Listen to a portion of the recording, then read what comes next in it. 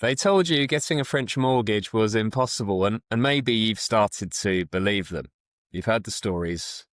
Banks that don't call back, documents get lost in translation, and the dreaded phrase, Désolé monsieur, non résident.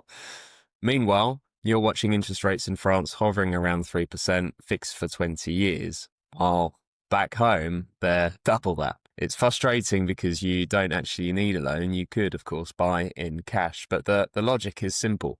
Why liquidate your investments or trigger capital gains when you could borrow cheaply in euros and keep your portfolio intact? That's the mindset I see time and time again, especially from retirees in the 60s or 70s from the UK, US, Canada, Australia.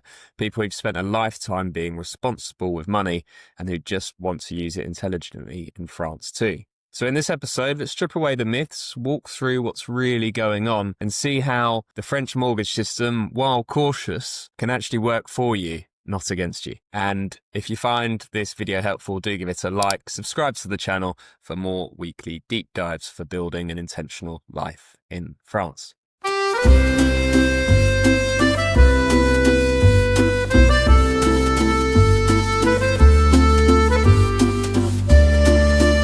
Let's start with why everyone says it's impossible. It's not that French banks dislike foreign retirees, it's that their system is built on proof, not trust. In our Anglo world, the system runs on credit scores, right? Algorithms that say, yes, you're good at risk. In France, there's no FICO score. Everything is manual. They look at your income, your taxes, your assets, your age, your insurance eligibility, and then they'll calculate one crucial ratio, your debt to income. Your total monthly debts, mortgage included, cannot exceed 35% of your gross income. Not 36, not 38, 35. It's not a guideline, it's law. That means if your pension and investments income total €5,000 per month, your total mortgage and debt payments can't go over 1,750. That's it. This makes sense when you see the big picture, right? French regulators saw what happened with subprime lending elsewhere, and they designed a system that almost prevents financial collapse. And it works. There are no mass foreclosures, no variable rate spikes, no balloon payments. But from the outside, especially if you're used to quick approvals, it feels painfully slow and bureaucratic. That's why people say impossible. It's not impossible.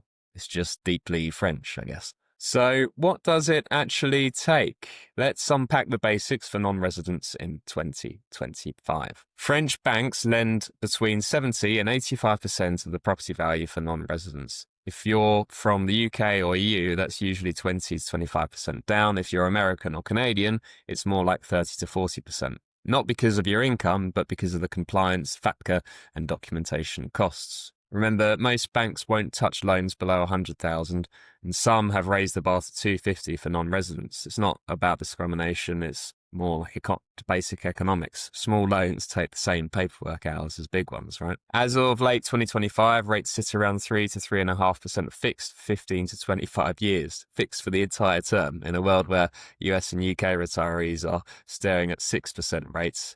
That's a very comfortable hedge. You can see why people are looking into it. From signing the purchase agreement, the compromis de vente, you normally get 45 days to secure financing. In practice, it takes 6 to 8 weeks for a full approval. And remember, by law, you must wait 10 days after receiving the offer before signing acceptance, a built-in cooling-off period. So it's slow, but predictable. A system designed to protect you from yourself, from the market, and from volatility. Now, let's talk about the real traps that trip up foreign buyers. Trap 1 is income proof that doesn't translate. French banks want stability, not potential. If you're self-employed, they'll want 3 years of accounts, not just tax returns. If you live off dividends or pensions, they'll need the official statements translated and ideally certified or apostilled. No PDFs from your broker's dashboard. The workaround, I guess, is work with a broker who can Frenchify your dossier. There are plenty of them out there. They'll organise, translate, pre-screen it before a single bank ever sees it. Next, every mortgage in France must be covered by assurance emprunteur, the loan insurance that pays off the balance if you die or become seriously ill. Over 60, expect medical questionnaires and sometimes a full checkup. But since the Lemoine law of 2022, if your loan is under 200,000 and you're under 60, you no longer need to disclose your medical history. For larger and later life loans, you can shop insurers, of course. And if you're declined, some banks will accept exclusions or pledged assets instead.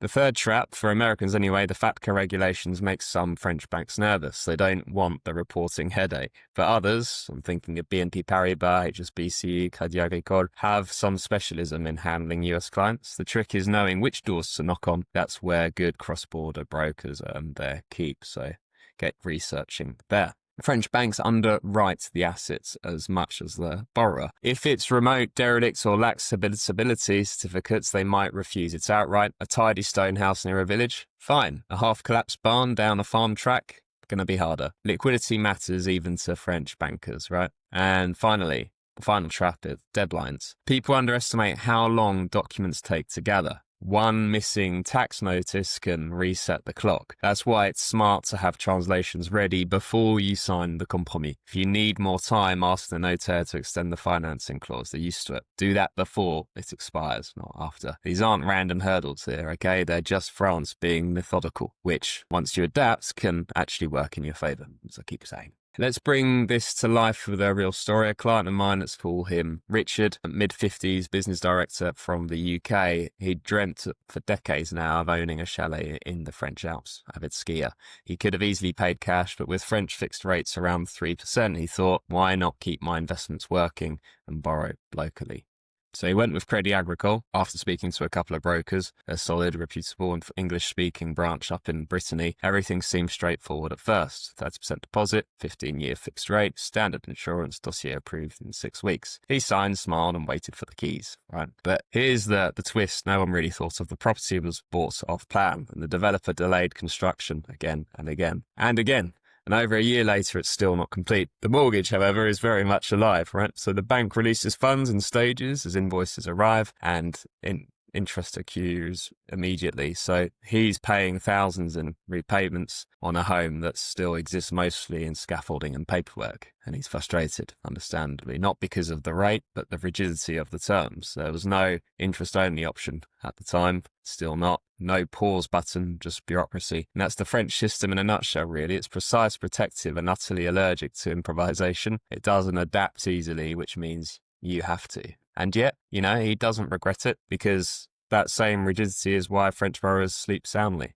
No rate resets, no hidden fees, no refinancing cliff. His payments are predictable, his exposure is limited. And when the chalet finally completes, he'll own an asset financed at a rate that investors in London or New York can only dream of. The lesson? Well, in France, stability has a price. You trade flexibility for certainty. And for many retirees, that's a trade worth making if you go in with your eyes wide open, of course. So how do you work with this cautious ecosystem rather than against it? Here are a few practical anchors that we try and run people through when they first start speaking with us. Budget for reality will definitely be a strong one. Notary fees, taxes, translations, they all add up to about 7 to 8 of the price that you're buying. Keep a reserve in euros beyond your deposit. Banks love to see that you're not all in, I guess. Think in ratios, not emotions, that's a big one. Before even searching for properties, calculate your 35% limit. It saves heartbreak later. The next one would be get pre-approval, accord en principe. It's not legally binding, but it shows sellers you're credible. Some banks will even issue a lettre de confort confirming your eligibility. Next one would be respect the process. Every signature, reflection period, and postal letter exists for a reason, often to protect you from rushed mistakes. If you understand that rhythm, you'll stop feeling like an outsider fighting red tape, right? And start feeling like a participant in a system built on prudence. Right, so let's zoom out and just understand why things are the way they are. Back in 2015, French mortgages were generous, even 100% financing were available, but regulators watched debt levels climb and said, no. By 2021, the HCSF locked in the 35% debt ratio and 25-year maximum term. And the result, well, a mortgage market that never overheats, never collapses, it's just breathing slowly. When rates spiked in 2023, many buyers panicked, applications froze. That's when the myth of getting a mortgage in France is impossible really took off. But today in 2025, rates have eased back to 3%. Banks want business again, clearly, and they're returning to the non-resident market, because they know retirees are steady, documented, reliable clients. If you were told no in 2022, it might be time to ask those questions again.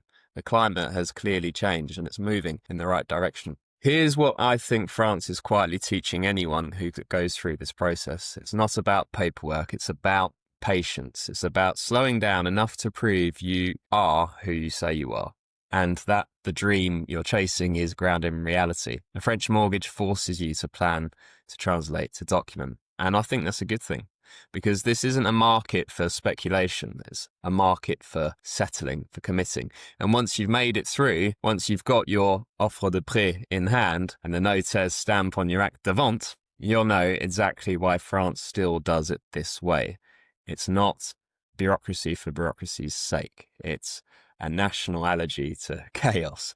And when you're investing your retirement savings, that, I think anyway, must be a feature, not a flaw. So yes, getting a mortgage in France can feel impossible, but it isn't. It's just France on France's terms, guys. So if you've understood those terms, I guess, the 35% rule, the insurance, the timelines, you'll move through it calmly and confidently, and often with a better deal than you'd ever get back home. So before you sign anything, check out our newsletter that I've linked below. Subscribe to the channel, and we'll try and give you as much information each week to help you make intentional moves to France. Thanks, guys. Take care.